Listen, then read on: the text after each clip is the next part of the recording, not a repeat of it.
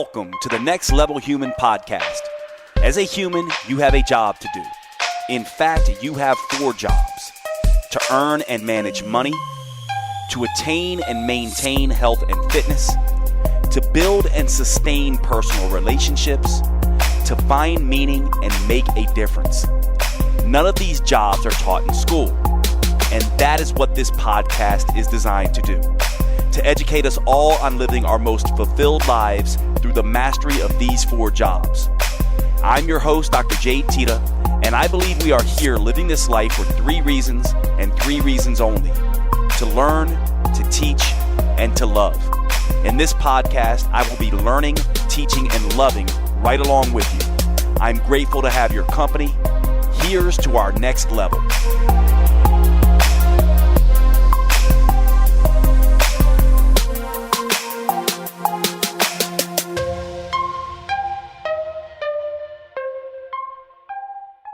Okay, what's up, everybody? Welcome to this week's show. Obviously, it's going to be an interesting show. I've been going back and forth on what I wanted to do. Typically, every other one, I get a lot of feedback from all of you, is a monologue, and this is going to be a monologue this week.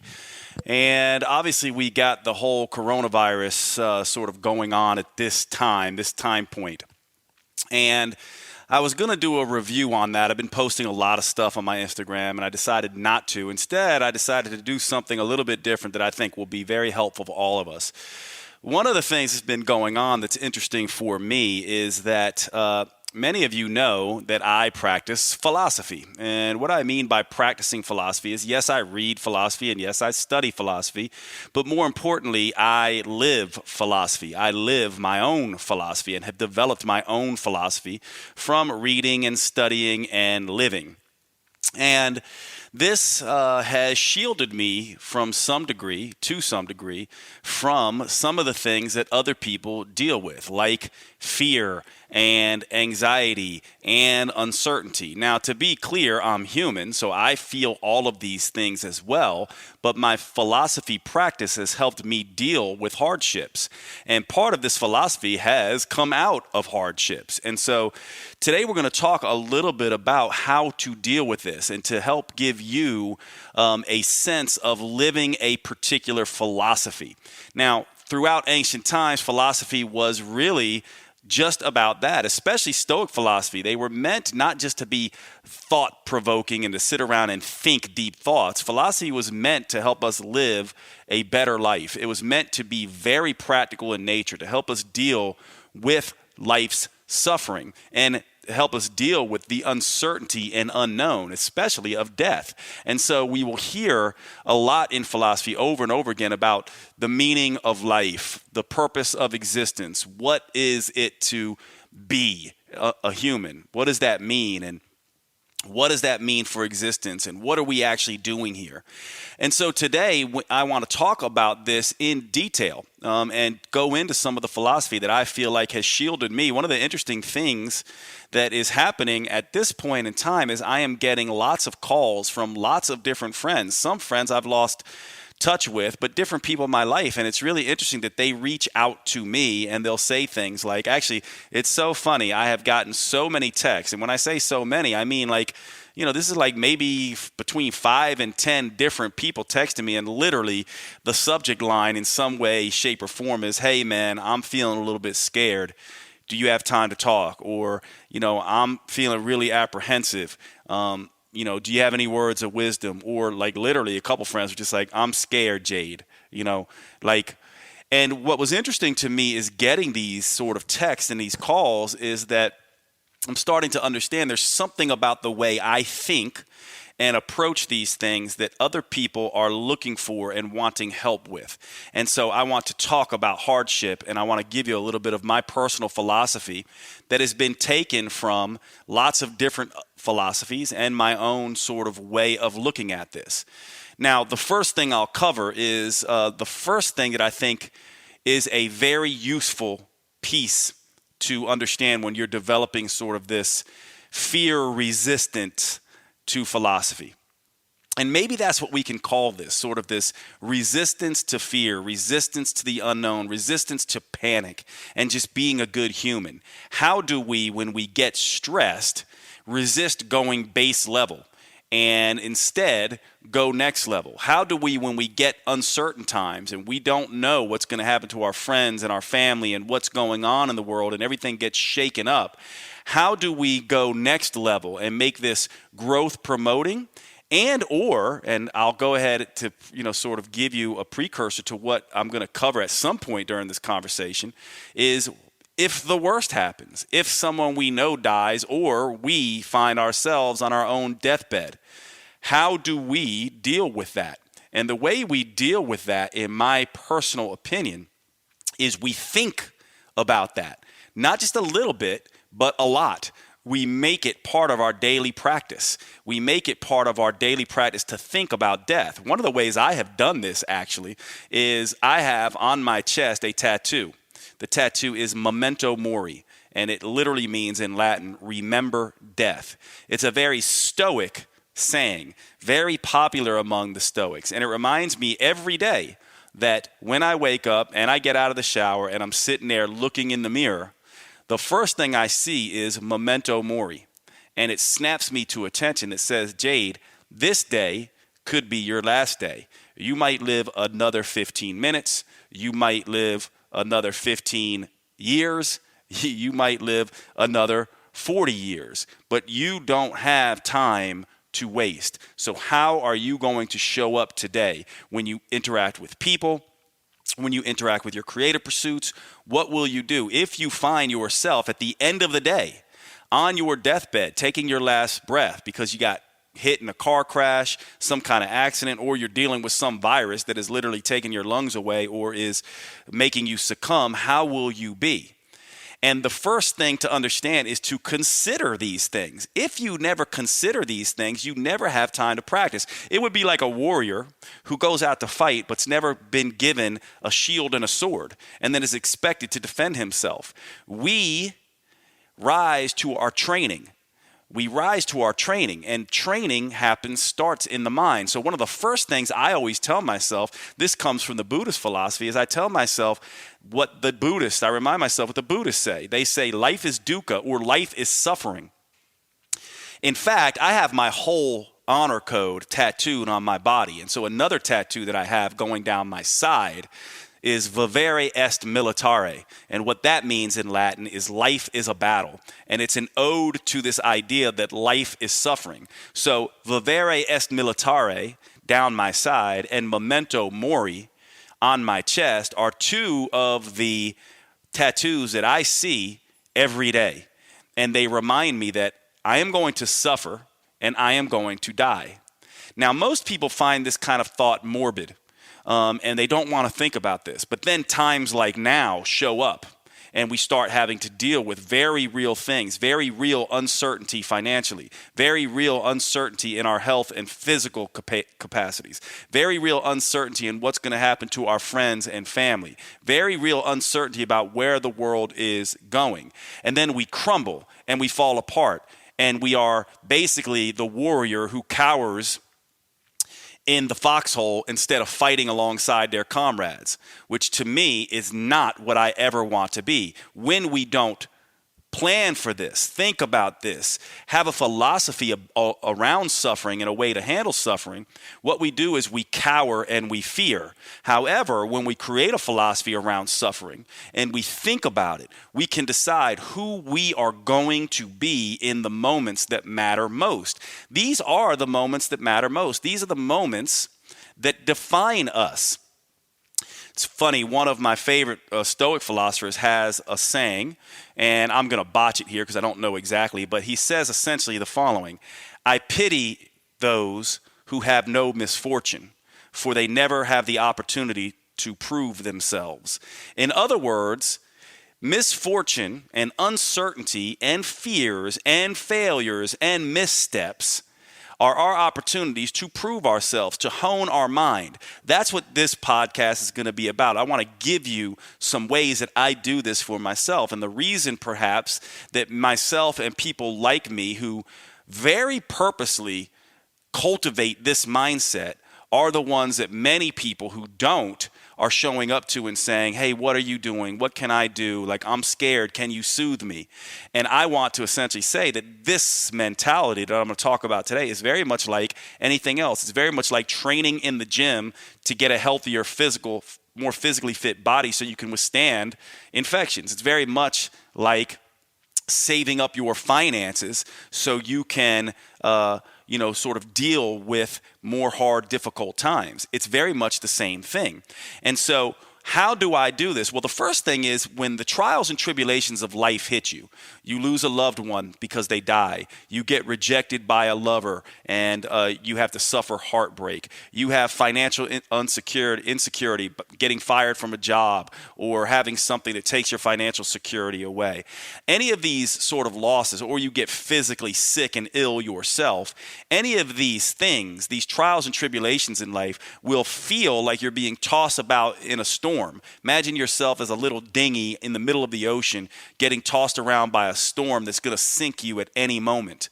Well, what we need in moments like that is we need a lighthouse and an anchor. We need something that can anchor us so we don't get tossed around. And we need direction so we can find our way back to solid ground, even in the most difficult times. So what is that thing? It's what I call the honor code.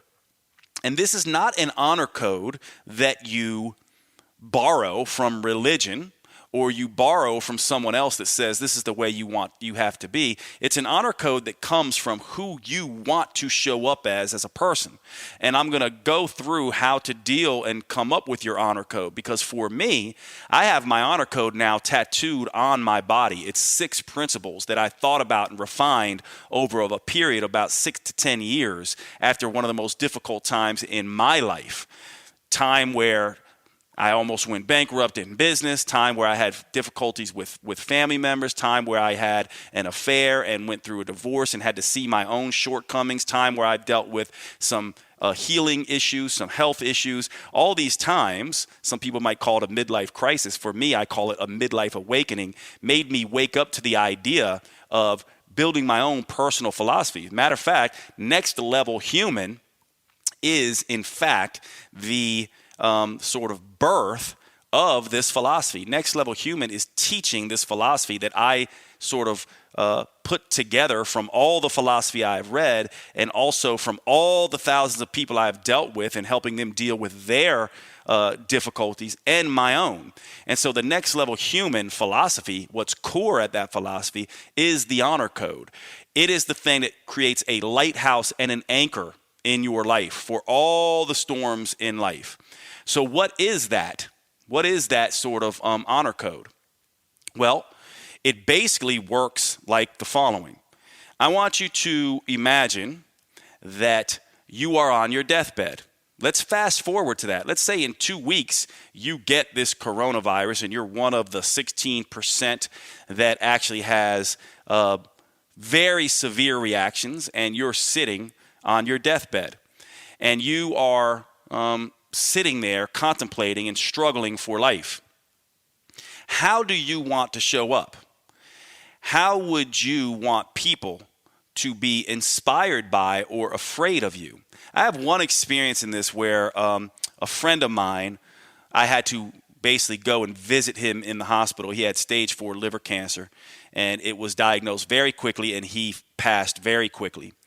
And I remember being there with him and him weeping and crying with deep regret. It was a cry that I'll never forget. It was a cry of sadness and a cry of utter fear and panic. It was scary, this cry. It felt to me like the deepest fear I've ever seen anyone. Obviously, this person is looking at his deathbed. And I remember thinking to myself, watching this, I looked at it and I said, I will never die this way. And I just decided in that way. I started thinking about that. It has impacted me ever since. And I was like, I will not die, because some of the people in the room were terrified. They went away from that experience being more afraid of death. And I went away from that experience saying, I will never die that way. I'm going to die like the World War II GI who is charging the beaches of Normandy with a purpose. I'm going to die like the Spartan standing on the front lines with a horde of Persian army bearing down on him because he believes in why he is there. I'm going to die like that. I'm going to die at the front line strong. And if someone watches me die, I am going to inspire them. They are not going to be more fearful watching me die. They are going to be less fearful. I want to be a model of how to die. How do you want to do that? And how do I think about this? I think about it all the time. I used to be afraid of flying. Now I essentially think this way. If I'm on a plane that's going down, how will I show up? I decide. I go, I'm not going to be the one cowering. I'm going to be the one holding someone else's hand. I'm going to be the one looking at them saying, it's going to be okay. I'm going to be the one making sure their oxygen mask is on. I'm going to be the one looking for people to help and inspire. I'm going to be strong and helpful when I die. So the first thing about this whole idea of the honor code is to think about. And it's really interesting because, again, this is a concept called premeditatum malorum, which basically means premeditated negativity, thinking on the worst thing that could possibly happen and then preparing for it.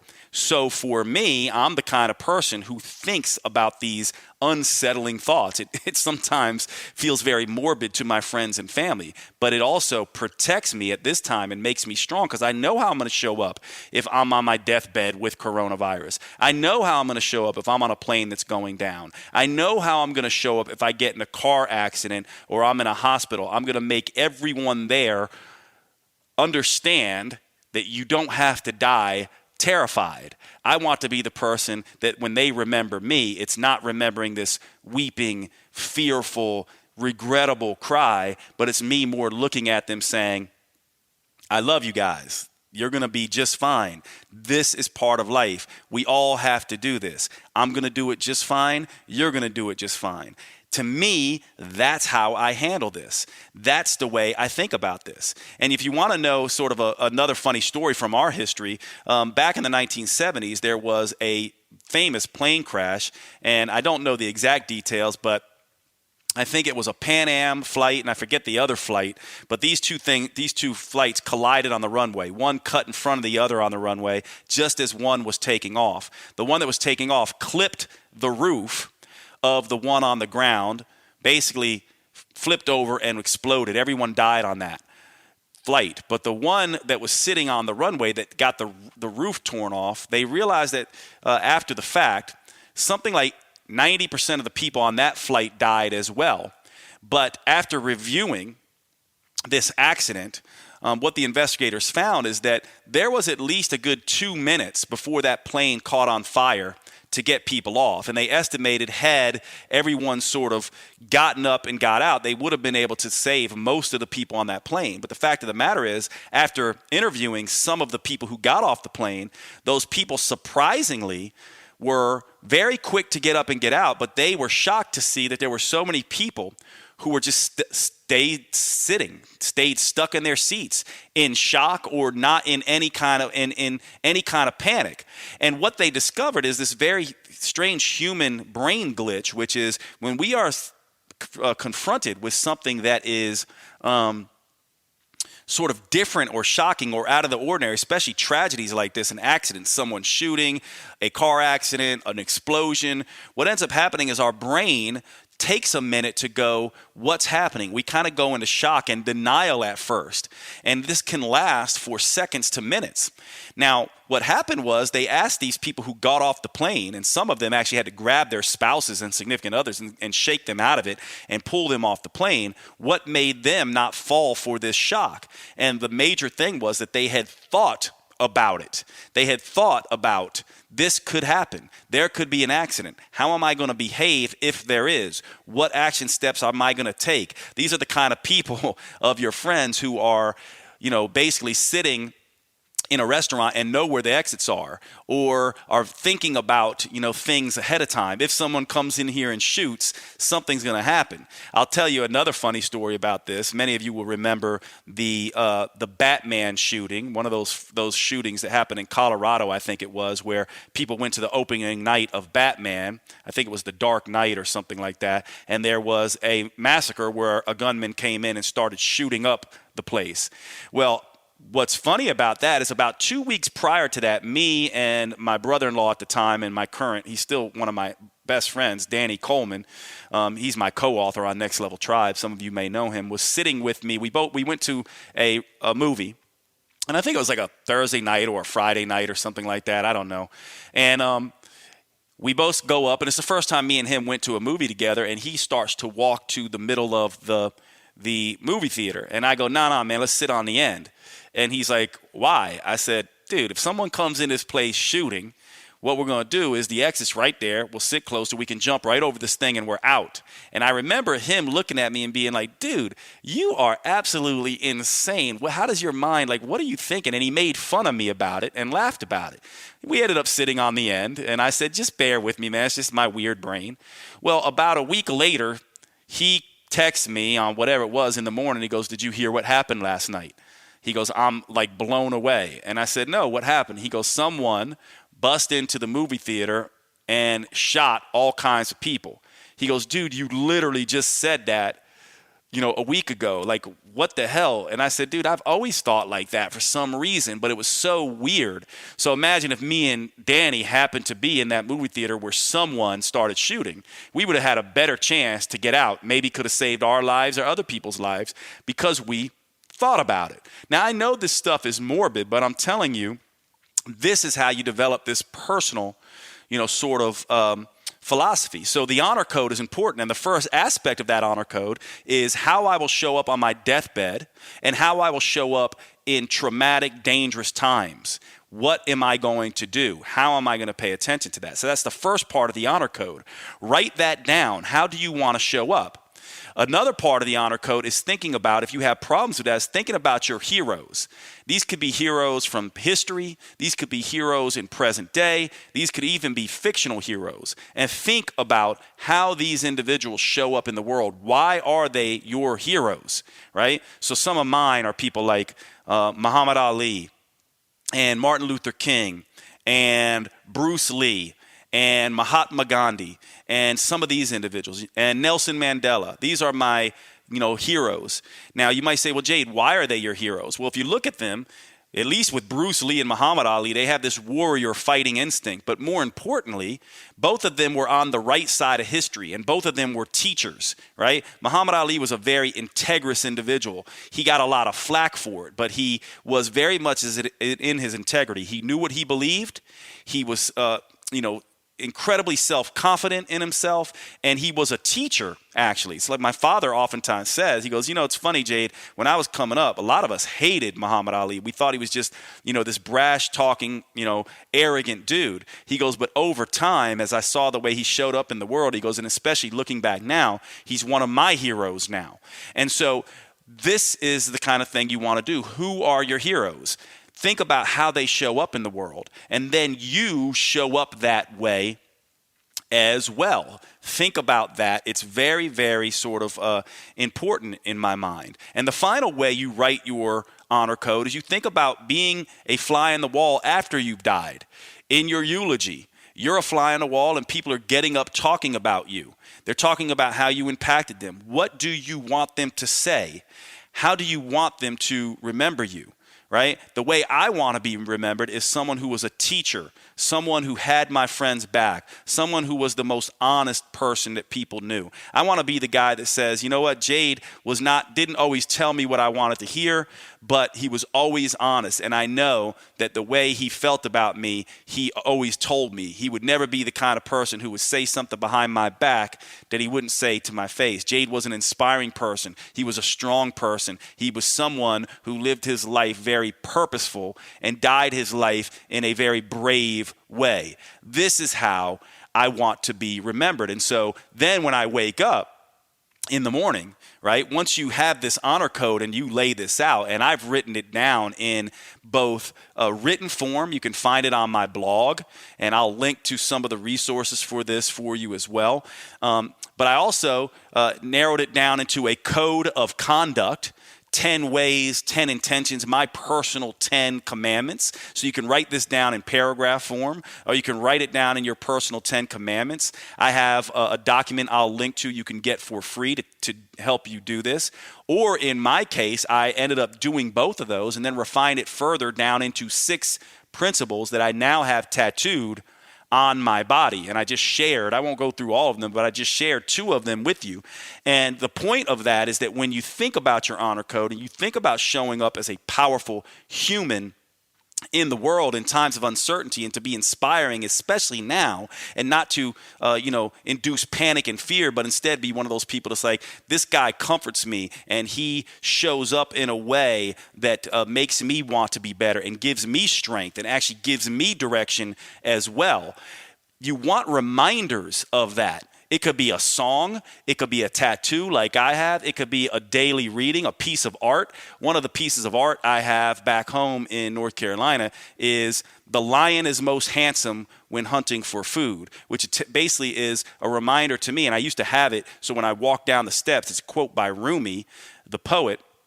And he wrote on love and things like that. But I love that quote because it talks about engagement. It talks about the idea of you don't rise to the occasion, but you create the occasion. And so I would have that reminder. Certain songs I have, but mainly for me, it's a tattoo.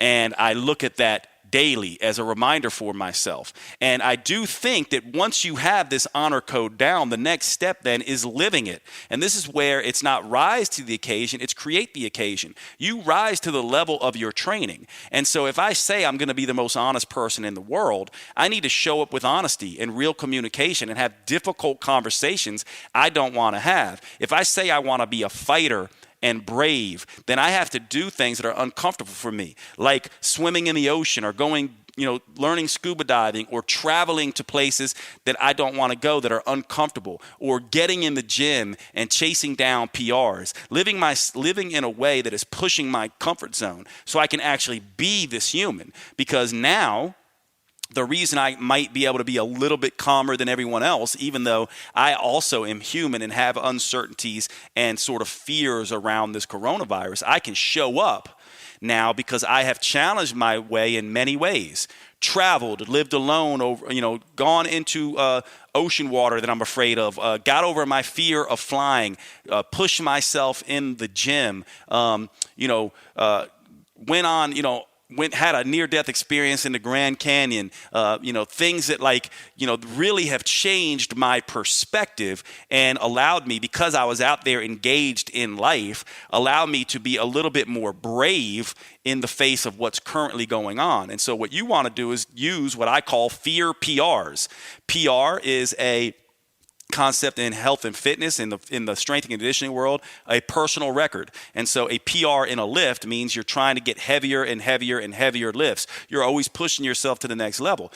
Well, a fear PR basically means let me chase down the things that scare me and chunk them out and face those fears. And so with flying, I flew more and I flew longer. Right? And so I got over that fear. With the ocean, I'm slowly chunking that away, spending more time with the ocean, spending more time in the ocean, perhaps learning to scuba dive, went free diving off a boat off the coast of Mexico, 400 meters off the coast or so. For some of you, that might be like, Jade, that's nothing. I jump in and swim to shore. For me, that was definitely a fear PR, not something I'd want to do. Even getting on a boat and going out into the ocean, it was a fear PR for me. So you see, we chunk these things down, and then we become stronger as a result of it. Our brain becomes convinced we can handle more. Meanwhile, if you're somebody who is, sort of in a position where you are constantly kind of being in this place where you're like, hey, I am going to stay home. I'm not going to challenge myself. I just want to be comfortable. Then you will certainly be in a position where you will succumb to your fear more often than not, maybe more often than I will, right? Because you've never had the opportunity to be challenged. Which brings me sort of to the next step here. It's not just being a fear, the fear PR, but it's also the other elements of your honor code. Some of the elements of my honor code are be a good human, be honest, be in my integrity, be kind, be generous, inspire, teach.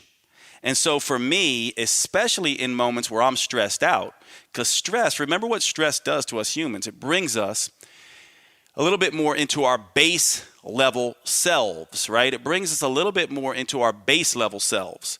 So you might say, well, what's that mean? Well, when we get fearful, we go to our lizard brain. We become reactive. We can become assholes and very selfish and want to go to battle. But what happens with me, when I get into stress, my next level self comes out. And so I start thinking, how can I be a good human? This is where during this coronavirus, this is where it's like, Jade, don't go out. Right? You may not get sick. I may get sick just like anyone else, but even if I'm not getting sick, I can potentially spread this thing around to more vulnerable populations. Don't hoard, right? Like be on team human. Take care of yourself and take care of other people too. That's what my honor code says. And what happens is when I am very purpose driven and go into stressful situations doing my job that I decided to do via my honor code, I am more anchored, more purpose driven, less fearful, more strong. And I show up in these matters as a next level human instead of a base level hoarder. And I judge myself very much that way. I judge myself that way. And I essentially say, you're not being a good human if you're out and about at this point in time. You're not being a good human if you're hoarding resources. You're not being a good human if you're not looking for ways to help individuals. And one of the things I'm doing more, because my honor code has a lot to do with teaching and being a teacher, that's my purpose, I'm teaching more. Stuff like this makes me feel better about teaching, and I'm out there a little bit more, and I'm acting as the go-between for people to help them understand coronavirus a little bit better if they didn't. And I'm trying to allay some of these base level behaviors of believing in conspiracy theories or, acting like it doesn't apply to me and, all those kind of things. Sometimes we want rationed, reasoned sort of responses most of the time. And when you go base level, those are emotional responses. They're very different. And so for me, I show up in that way. And the final thing I'll say here is I do gamify this process a little bit because I go, how did I show up today? Did I show up as a base level human? Did I show up as a hoarder? Did I show up as unkind, ungenerous, dishonest, or weak? And did I, inspire people? Did I communicate? Or did I run for the hills and cower in a ditch? No, I want to be the person who judges myself standing on the front lines, ready to go, holding my ground despite being afraid. Now, trust me, all of us humans would be lying if we didn't feel apprehension at this time. This is not about the absence of fear. This is about the cultivation of courage. And the cultivation of courage means standing in a place despite being fearful. And standing in a place, the way you develop courage is standing in a place with your honor code acting as the source of strength and your purpose acting as your source of strength so that I know why I am here. I know how to be. I know that if I am on my deathbed, then I know how to show up. I know the way I want to show up, right? And I know that, yes, I'll be afraid, but I will have courage. And that's how you develop courage. You can't be courageous without fear.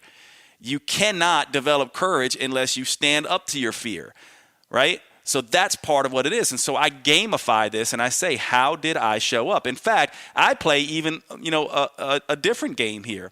And I know some people do this with religion, and it's part of the benefit of religion, maybe. I don't, relate to religion at all. If you do, that's just fine. I'm not one of these people that says my belief is better than your belief. You can believe what you want. I tend to see, religion and the belief in God as sort of, a bit of a fairy tale. But who knows? Maybe Maybe I'm the one living a fairy tale. I don't know. The point is, I don't judge you for your beliefs. And I do think part of the thing is that having some kind of external source of judgment is interesting. Part of what I do is I go, what if, even though I know it's a ridiculous concept, but I'm like, what if I die and I wake up and I was actually playing a damn video game? How will I judge my behavior? What if there's people, I'm playing a video game right now, and there's all these people, and I wake up and they're going to judge me based on my courage and my strength and the way I showed up for other people. So I go, I want to show up. I want to win this game. It's my game to choose. It's a fairy tale. It's a made-up thing. I'm not going to wake up, being pulled out of some hologram or something like that and be judged that way. Just like, you're probably not going to wake up and have, God, judging you. But the act of thinking about someone judging you can be helpful. And so I say, how am I gamifying this sort of process? And that also gives me strength. So from my perspective, this to me is the philosophy of sort of developing courage and dealing with hardship as a next level human. You build out your honor code. You decide who it is you want to be very clearly. That's the first stage. Then you decide, now I'm going to go and chase these fears. I'm going to look for opportunities. I'm not going to rise to the occasion. I'm going to create the occasion. And by creating the occasion, then when the time comes, I will be able to rise to the occasion. No one rises to the occasion if they didn't train for the occasion. And so to me, that's why I say it's not rise to the occasion, it's create the occasion. Before it ever comes, this is the concept of saving money, working on your health, being a good human, showing up with this honor code and this purpose-driven way of doing things. And then what you're going to do is you want to kind of be like, hey, what am I playing for? Then you kind of play out and be that human, especially in these difficult times. Be a good human. I'm not hoarding, because that's not the kind of human I am. I regard that as a bad human. That's not a next level human. That's a selfish human. So I don't hoard.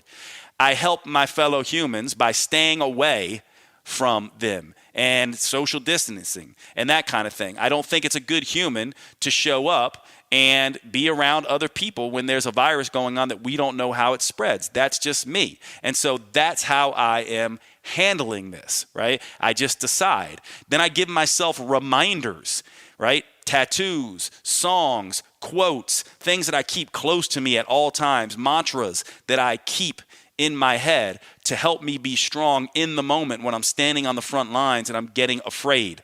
And then I think about, how will I judge myself and how do I want to inspire people in the worst of cases? I just think, I premeditate on what is the worst thing that can happen.